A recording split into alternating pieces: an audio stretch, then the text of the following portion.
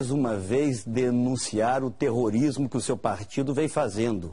Pessoas que estão na lista para serem beneficiadas pelo Minha Casa Minha Vida estão recebendo mensagem dizendo que se votarem no PSDB sairão do cadastro. Não é verdade. Eu quero tranquilizar a todas as brasileiras e a todos os brasileiros, porque nós não vamos apenas manter o Minha Casa Minha Vida, nós vamos aprimorá-lo, focando especialmente as populações de mais baixa renda, onde o atual governo não avançou, aquelas de até 3 salários mínimos.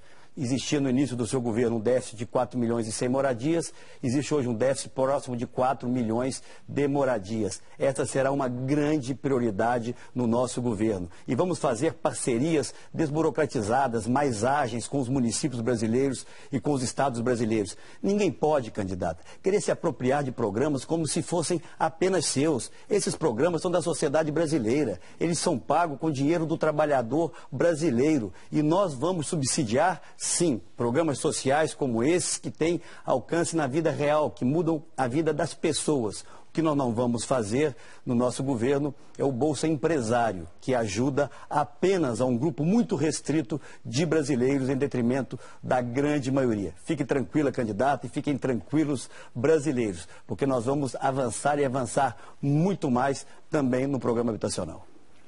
Candidato, o senhor não entende, não conhece direito, então, esse programa, porque o foco desse programa é em quem ganha uma renda de até R$ 1.600, mas ele abrange também quem ganha até R$ 5.000. Candidato, vocês falaram o tempo inteiro que os bancos públicos iam ser redefinidos. Agora o senhor vem aqui e quer que as pessoas acreditem que vocês vão manter o subsídio?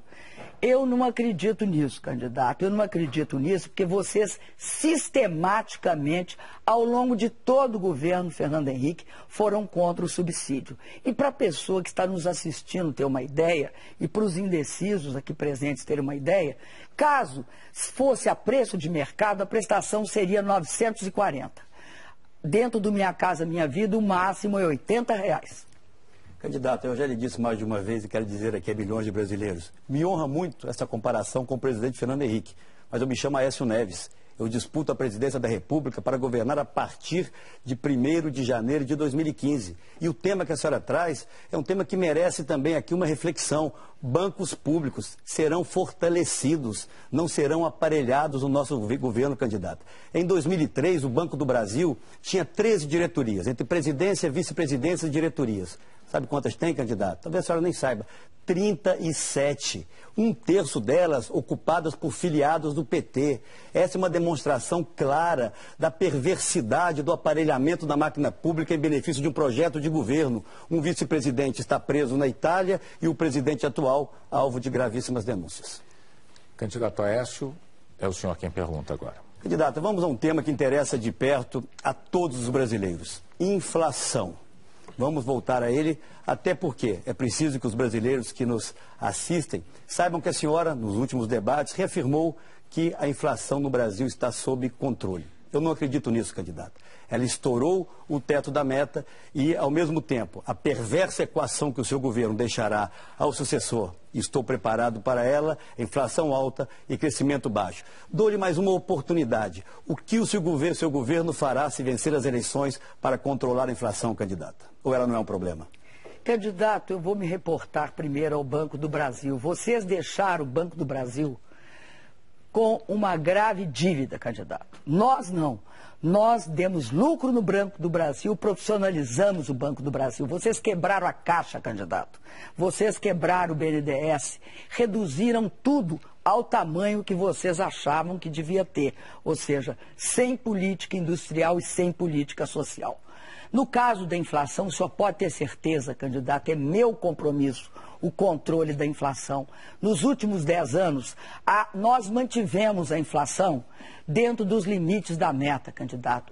Quem não mantinha a inflação dentro dos limites da meta, e o senhor, apesar de agora desconhecer o governo Fernando Henrique, foi líder do governo Fernando Henrique. Quem não mantinha era o governo Fernando Henrique, que vocês querem botar na conta do Lula, que em 2002 era por causa do Lula que a inflação foi para 12,5%. Não, senhor. Em 2001, ela estava já em 7,7%. Vocês chegaram à obra-prima, candidato, de aumentar imposto e deixar uma dívida pública muito maior do que a que vocês receberam. Candidato, não há termos de comparação entre o que nós fizemos e o que vocês fizeram. Nós enfrentamos a crise, não deixando que o desemprego e o salário recaísse, a diminuição do salário recaísse na conta do povo brasileiro. Seu tempo, candidato.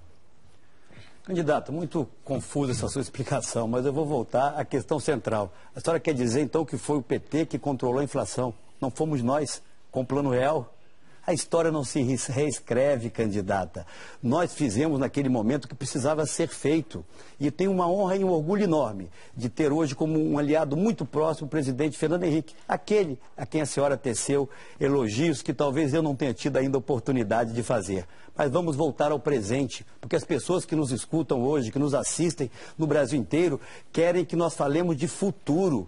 Quem tem responsabilidade e compromissos com o controle da inflação, com a gestão profissional dos bancos públicos, somos nós. O seu governo deve à Caixa Econômica Federal mais de 10 bilhões de reais, deve ao Banco do Brasil 8 bilhões de reais do crédito safra.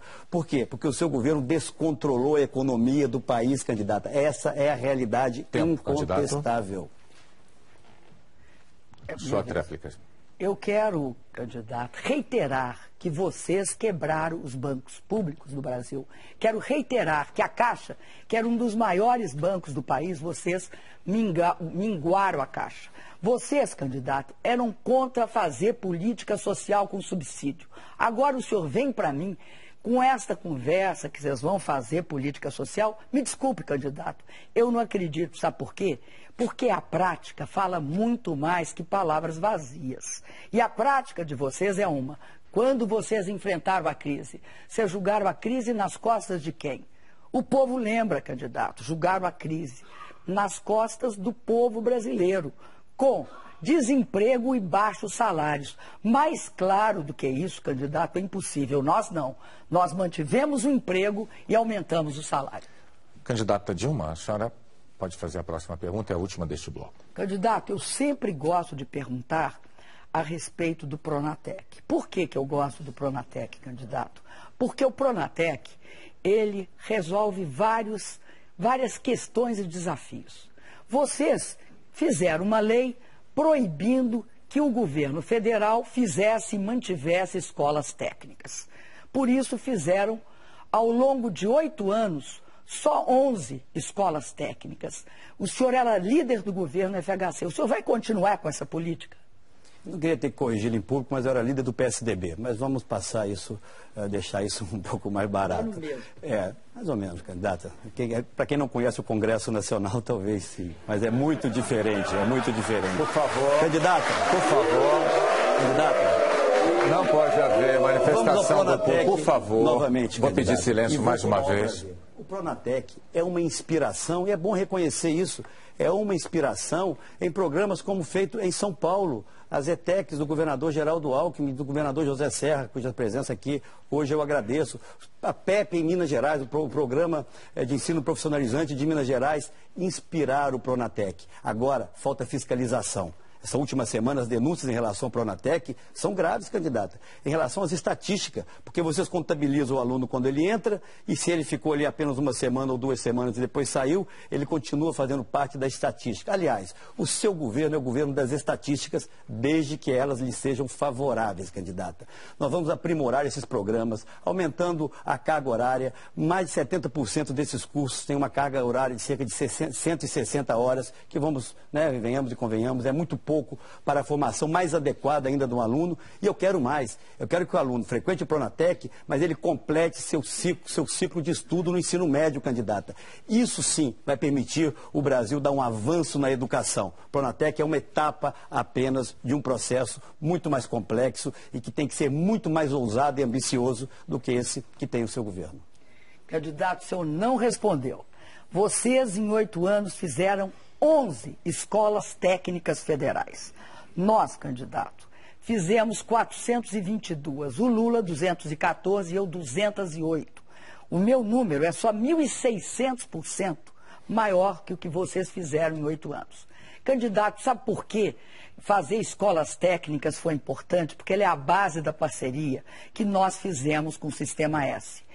O Pronatec é um ensino gratuito e ele comporta tanto ensino técnico de nível médio quanto qualificação profissional. É gratuito, o material didático é gratuito, o transporte e a merenda. Candidato, vocês jamais tiveram um programa dessa dimensão. Aliás, o programa de vocês são programas pilotos, pequenos e fragmentados.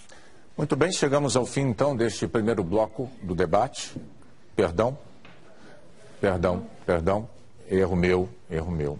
Tréplica do candidato Aécio.